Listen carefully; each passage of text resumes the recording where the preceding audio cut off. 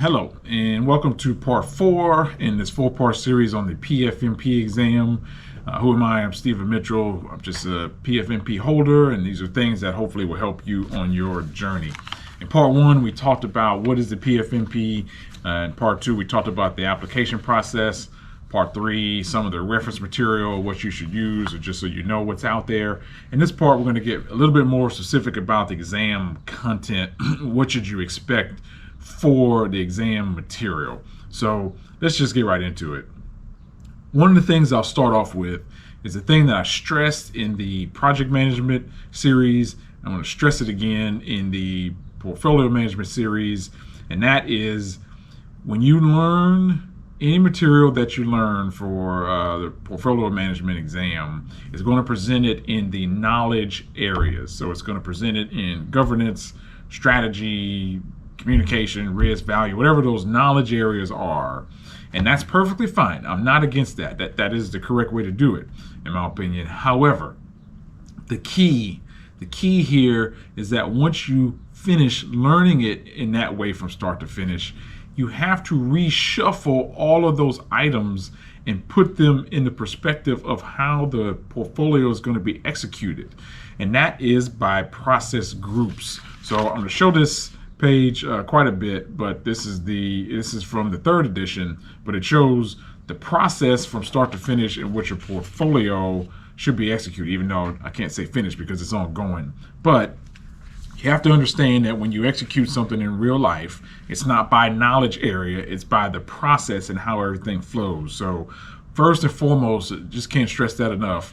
When you learn everything by knowledge area, you have to go back and reshuffle those areas and know the process from start to finish on the processes, the process groups. So I'll just leave it out there. It's very important to understand that. All right. So now let's get a little bit into the exam content itself. So what I'm going to do, and I have to clarify when I'm talking about fact versus opinion here, so you can follow. You're more than welcome to disagree. So let's look at this page from the 3rd edition. We went over this a little bit.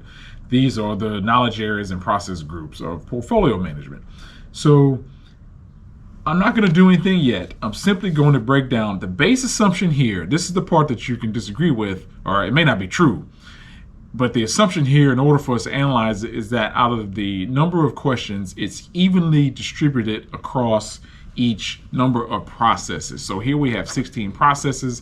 The assumption is that the questions are spread out, evenly distributed among those 16 processes. That may not be true. Okay. Now, all I'm going to do is take that and show this. I haven't done anything yet. I haven't started to analyze anything. I'm simply saying that this is a chart that shows a number of processes. Here we have 3. Here we have 2. Here we have 1. So I've just shown it in hopefully a clearer way.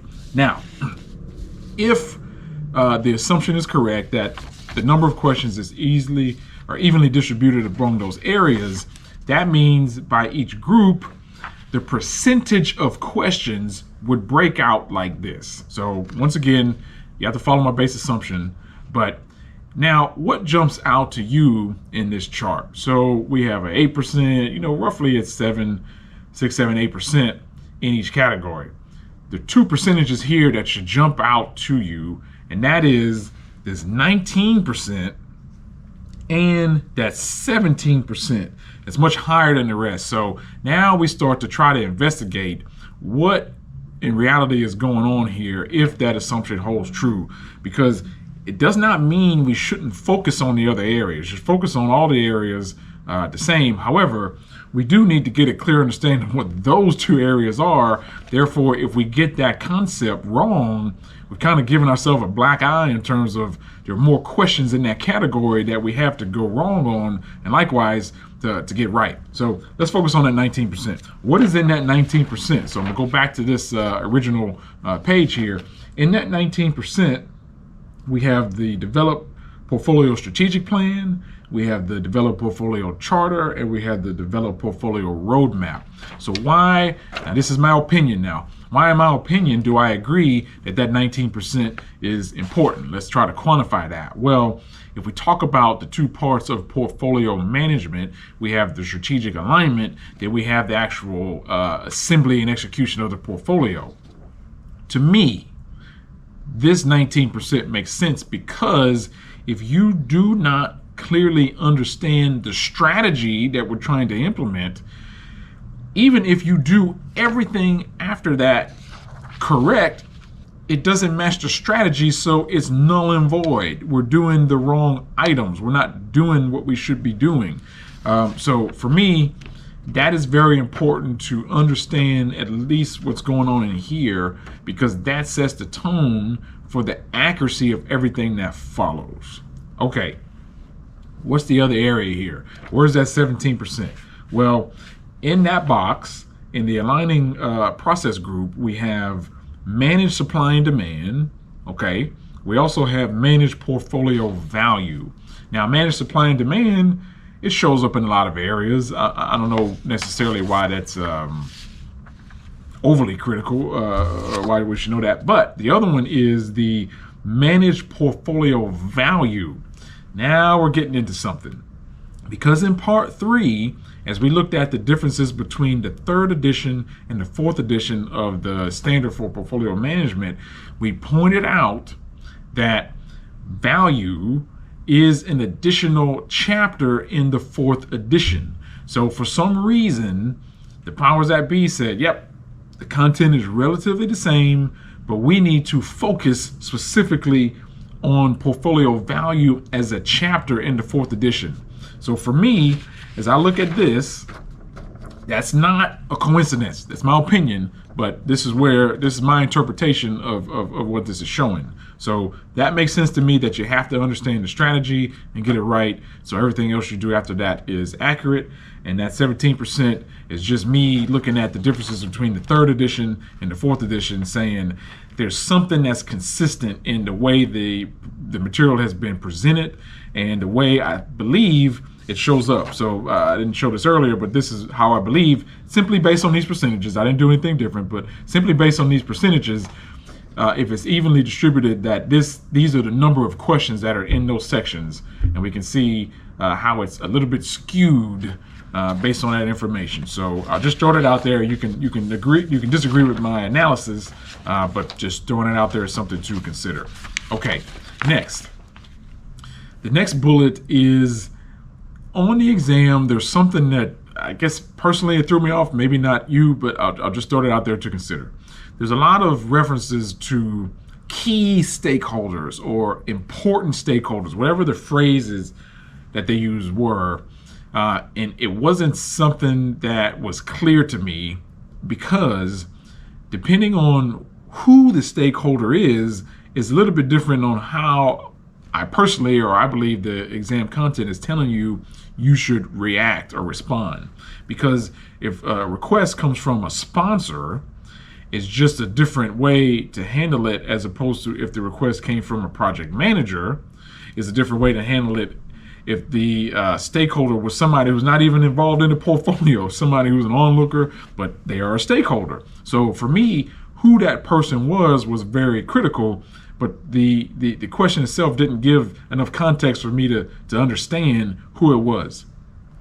I will throw it out there that if you assume that this key or important stakeholder is indeed the sponsor, or somebody very critical or important, in my opinion, it will provide more clarity on how to read that. So they will sometimes say this was requested.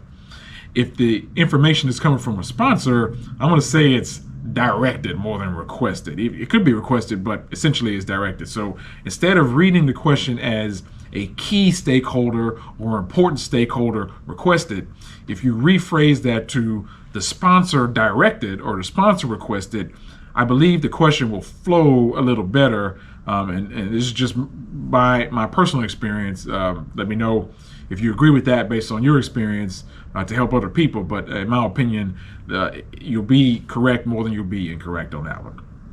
Next one is a similar one. They talk about steering committee. That's another phrase that's shown, steering committee. And in my exam prep, That phrase did not come up a lot at all. It shows up a little bit in the 3rd edition, but they don't really focus on it. And so once again, what is this? What is PMI's definition of the steering committee? Because that's important. My thing to put forth would be, assume that when they say the word or the phrase steering committee, that they are referring to the governance board.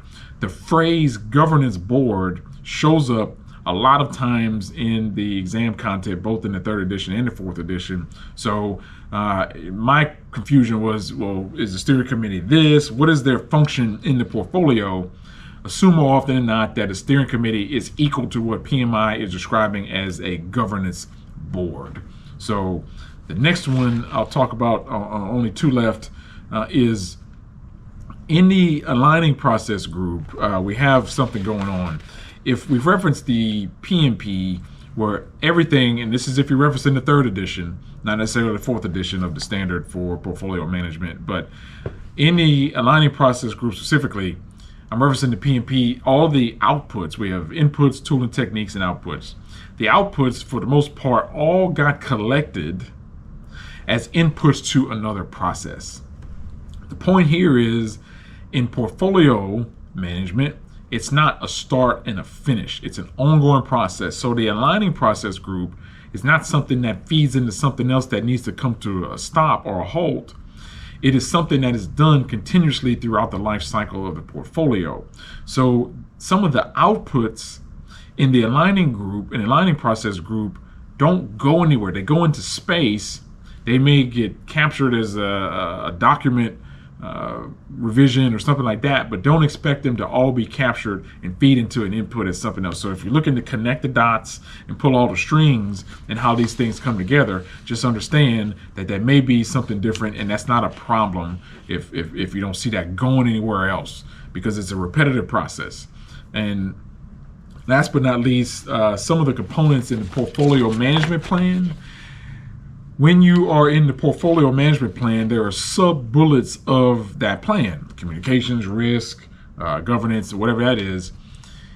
Understand that on the exam, when they're giving you context clues about you're doing a specific process, you're putting together the communications plan, you're putting together the risk plan, you're putting together some sub-plan, you could be either in the process of that knowledge area doing something, or you could be in the process of assembling the portfolio management plan.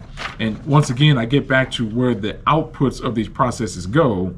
You could be an output of that going somewhere horizontally in the process, or you could be rolling up. So just understand, if you're assembling either the portfolio management plan or some subcomponent of that plan, you need to just be more aware of the question and where that is in the process. You could be starting the process of assembling the portfolio, or you could be going back with an already established portfolio and doing a revision or some revision of that document. So with that, we'll finish part 4 of our 4-part series, which concludes our series as a whole. Hopefully this was helpful, beneficial.